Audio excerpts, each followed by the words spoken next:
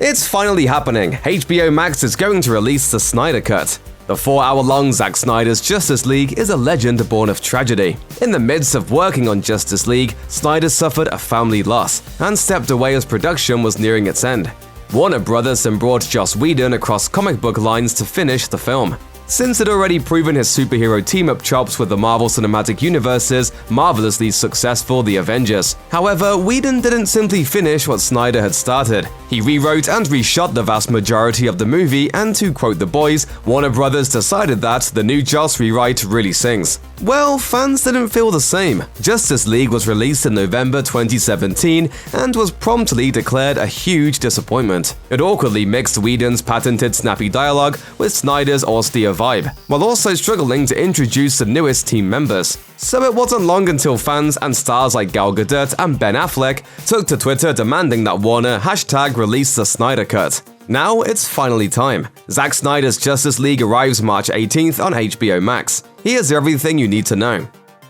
At first, the so-called Snyder Cut existed simply as unfinished footage with no special effects. But that didn't stop fans from flying a plane over 2019's San Diego Comic-Con with the message, Warner Brothers #release the Snyder Cut of Justice League, or collecting over 100,000 signatures on a Change.org petition. Snyder joined in, continuously teasing his version of the film on social media. 2 years after Justice League premiered, Warner Brothers decided to take a chance on it and asked Snyder and his wife Deborah, who's worked as a producer on nearly every DCEU movie, if they would come back to the project. With a reported $70 million budget, the Snyders set to work to turn what had been abandoned 3 years previously into a polished movie. The 4-hour-long preliminary cut already existed in January of 2017, but much of the original footage never made it into the theatrical cut. Snyder, who's never seen the theatrical release, said to The Hollywood Reporter, "It will be an entirely new thing, and especially talking to those who have seen the release movie, a new experience apart from that movie.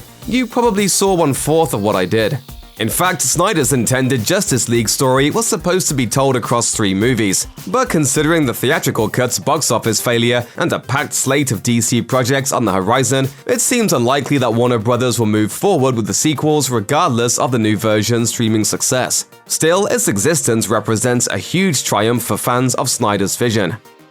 While the theatrical cut of Justice League saw the introduction of Victor Stone, aka Cyborg, into the DCEU, much of his story was actually cut out of the film. According to Ray Fisher, who said that Whedon's Justice League set was an abusive work environment, nearly every Cyborg scene in Justice League was a reshoot, and the Snyder Cut will feature large amounts of previously unseen footage of him. It's expected to include his origin story, complete with scenes of Cyborg learning to use his new abilities. Snyder said at DC's virtual fandom event in 2020, "Cyborg is the heart of the movie. Cyborg is the thing in the end that holds the team together in a lot of ways. Aside from Cyborg, The Flash and Aquaman will get more fleshed out stories as well," the Snyders told THR. "What's so lovely about this is that we get to explore these characters in ways that you're not able to in a shorter theatrical version. Even the leading trio of Batman, Superman, and Wonder Woman will see some changes. Snyder has teased that Superman will be wearing a black suit, in contrast to his usual red and blue, while character inconsistencies with previous films like the murderous Wonder Woman will be fixed. Plus, several of the actors recorded extra dialogue and even shot new scenes for the director's cut, so it's sure to have a lot of material that fans have never seen before." By this point, a few trailers for Zack Snyder's Justice League has already set fans abuzz with the excitement that the famed DC villain Darkseid will finally make his appearance. Played by Ray Porter, he's the supreme leader of the planet Apocalypse, and the true big bad behind Justice League's villain Steppenwolf. He never appeared in Whedon's version of the film though, and still has an uncertain role in the Snyder Cut. At IGN FanFest, Snyder said he's, quote, "the sequel bad guy," but assured fans that he's definitely in it. It's unclear just what Steppenwolf and Darkseid's plot will be in the director's cut, but Snyder teased that their very complicated relationship will be a part of it. He said, "I'm not going to give it away, but the dynamic between the two of them, some things happened in the past. There's a bunch of issues between them, and so, yeah, I think that all plays out." Yes, the answer is there's quite a complex relationship there. Several other characters, including the Flash's love interest Iris West, Martian Manhunter, and the Atom, will all make appearances. On top of that, Joe Manganiello's Deathstroke will play a bigger role, even teaming up with Batman. Previously, he was only seen in the post-credit scene, being recruited to the Legion of Doom by Lex Luthor. But Manganiello has reportedly shot new footage for the Snyder Cut. While Zack Snyder's Justice League began as a realization of Snyder's original vision for the film, at least one element will be completely new: Jared Leto's Joker. First introduced in Suicide Squad with the word damaged prettily scrawled across his forehead, the Joker was never in the original plan for Justice League, which at the very least saved the cast from Leto's reported in-character gifts. But Snyder had long wanted to explore Joker and Batman's fraught relationship in the DCEU, he told Vanity Fair. So he decided to bring him into the fold for the director's cut.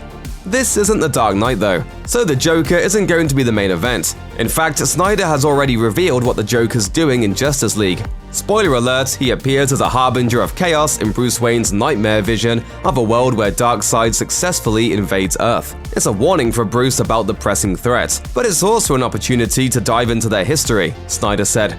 The cool thing about the scene is that it's Joker talking directly to Batman about Batman. It's Joker analyzing Batman about who he is and what he is. That's the thing I also felt like fans deserved from the DC universe. That is to say, the Jared Leto Joker and the Ben Affleck Batman, they never really got together. It seemed uncool to me that we would make it all the way through this incarnation of Batman and Joker without seeing them come together. Despite all the buzz over Zack Snyder's Justice League, it ultimately will not be part of the DCEU's canon going forward. Think of it like a different timeline of events. Snyder said at IGN FanFest, "I think you can view my Snyderverse version of the DC superhero canon as its own thing. I love Patty Jenkins and James Wan and what they've done with their movies and are amazing.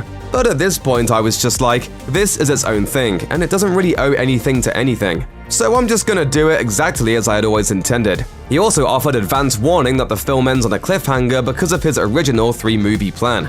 Unfortunately, fans may never see whether the heroes fall off that proverbial cliff or pull themselves back up. But even if there are no further sequels, fans can at least take solace in the news that there will be 2 different versions of the Snyder Cut. The standard one hitting HBO Max on March 18th and a black and white version nicknamed Justice is Grey. That will arrive on the streaming platform at a later date.